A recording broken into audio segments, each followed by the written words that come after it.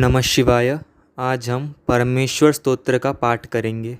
जगदीश सुधीश भवेश विभो परमेश परात्पर पोत पित प्रणतं पतितं हतबुद्धिबलं जनतारण तारयतापितकं गुणहीन सुदीनमलीनमतिं त्वयि पातरि दातरि चापरतिं तमसारजसावृतवृत्तिमिमं जनतारणतारयतापितकम् मम जीवनमीनमिमं पतितं मरुघोरवुविहसुविहमहो करुणाब्धिचलोर्मेज्जलनयनं जनतारणतारयतापितकम् भववारणकारणकर्म ततो भवसिन्धुजले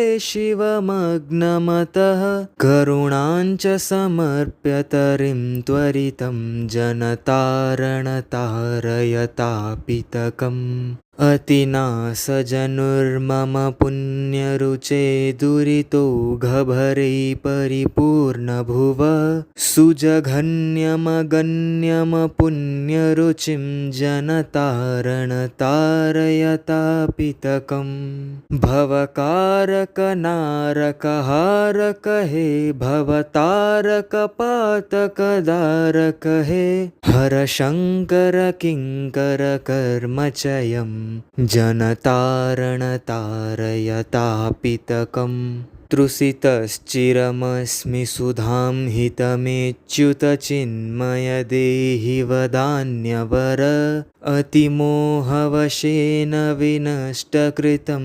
जनतारणतारयतापितकम् प्रणमामि नमामि नमामि भवं भवजन्मकृते प्रणिषूदनकं गुणहीनमनन्तमितं शरणं जनतारणतारयतापितकम् इति परमेश्वर स्तोत्रं सम्पूर्णम्।